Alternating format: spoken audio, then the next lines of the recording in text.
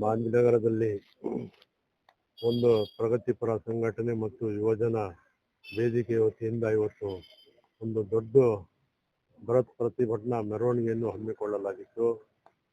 ಅದರ ಉದ್ದೇಶ ಇಡೀ ಭಾರತ ದೇಶದಲ್ಲಿ 23 ಲಕ್ಷ ಮಕ್ಕಳ ಭವಿಷ್ಯಕ್ಕಾಗಿ ನಾವೆಲ್ಲರೂ ಇವತ್ತು ಹೋರಾಟ ಮಾಡುವ ಪರಿಸ್ಥಿತಿ ನಿರ್ಮಾಣ ಆಗಿದೆ.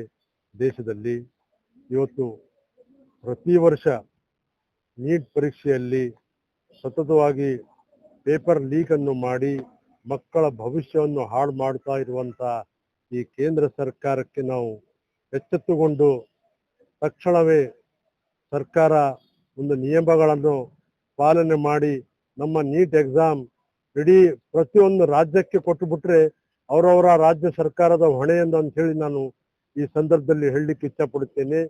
ನೀಟ್ ಪರೀಕ್ಷೆಯಲ್ಲಿ ಪ್ರತಿ ಬಾರಿ ಸೋರಿಕೆ ಆಗ್ತಾ ಇದೆ. ಆ 23 ಲಕ್ಷ ಮಕ್ಕಳ ಭವಿಷ್ಯ ಹಾಳಾಗ್ತಾ ಇದೆ.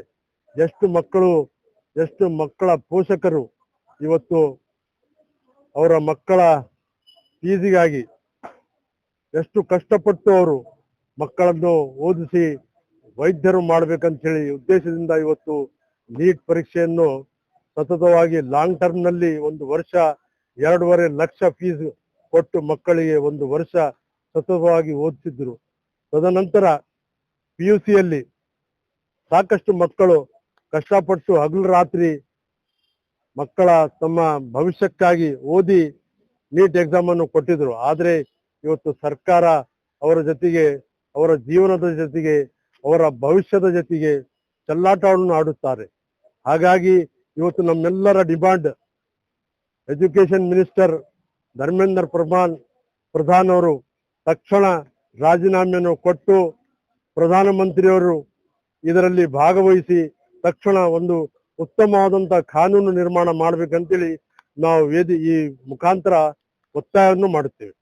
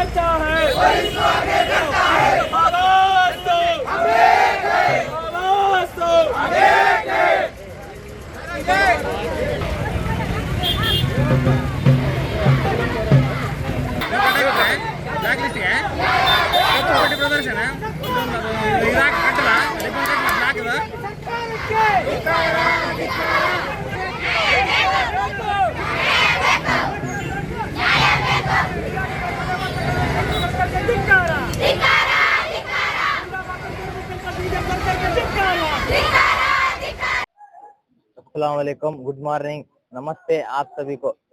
आज हम यहाँ सिर्फ एक एग्जाम के लिए नहीं खड़े हैं, बल्कि हमारे इंसाफ, ईमानदारी और मुस्तकबिल के लिए खड़े हैं। नीट एक ऐसा इम्तिहान है जिसके लिए लाखों बच्चे सालों से तैयारी करें। कुछ बच्चे गरीब परिवार से आते, कुछ लोग गांव से अपने माँ बाप के लिए सालों से तैयारी कर रहे हैं, अपने माँ बाप के सपने पूरे करना चाहते हैं। अगर ऐसे ही पेपर लीक होते रहेंगे तो या इरेगुलरिटीज या अनफेयर प्रैक्टिस चलते रहेंगे तो लाखों बच्चों का भरोसा टूट जाता है। डॉक्टर बनना सिर्फ एक ख्वाब ही नहीं, लोगों का खिदमत करना, कौम की खिदमत करना जरिया भी है। अगर ऐसे ही लोग ये पेपर लीक करते रहेंगे तो बच्चे डॉक्टर कैसे बनेंगे? डॉक्टर जिसको बनना है, डॉक्टर का जी भी नहीं जानते, वो लोग सिर्फ पैसा कमाना है, पैसा कमाना है।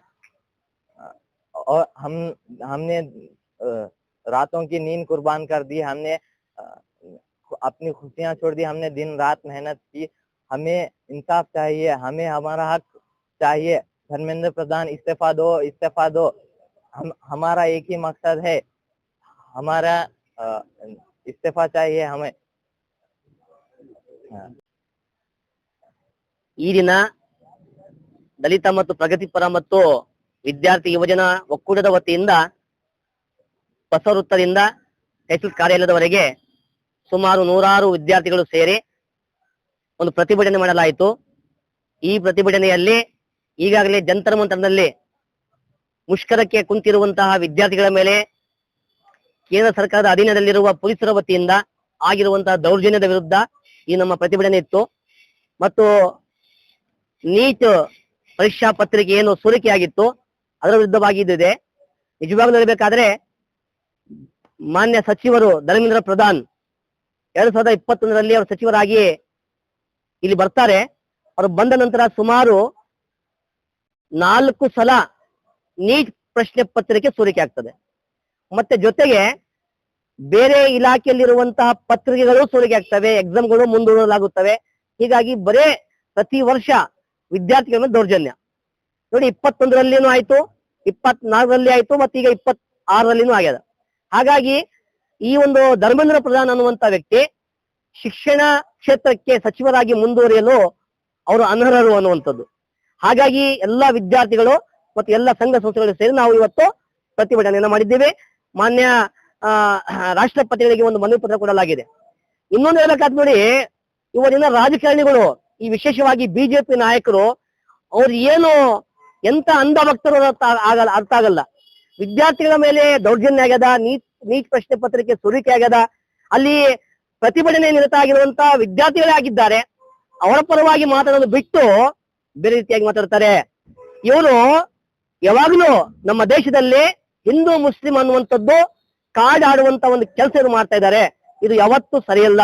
ನಮ್ಮ ರಾಜ್ಯದ ಮಾಜಿ ನಾಯಕರು ಬಿಜೆಪಿಯ ಯಾರತ OT ರವಿ, CT ರವಿ ಅಂತಾರೆ ಅದಕ್ಕೆ, ಆತ CT ರವಿ ಅನ್ನುವಂತ ಪದಕ್ಕೆ ಲಾಯಕ್ಕಿಲ್ಲ. ಬದಲಾಗಿ ಚಿಕ್ಕಮಗಳೂರಿನ ಒಬ್ಬ OT, ಒಬ್ಬ ಕಳ್ಳ ಅನ್ಬಹುದು, ಅಥವಾ ಒಬ್ಬ ರೌಡಿ ಅನ್ಬಹುದು. ಅಂತ ವ್ಯಕ್ತಿ ಅವನು ಹೇಳ್ತಾ ಇದ್ದಾನೆ ಈ ನೀಟಿಗೆ ಮತ್ತು ಈ ಮುಲ್ಲಗಳಿಗೆ ಏನ್ ಸಂಬಂಧ ಅಂತೇಳಿ. ನೋಡಿ,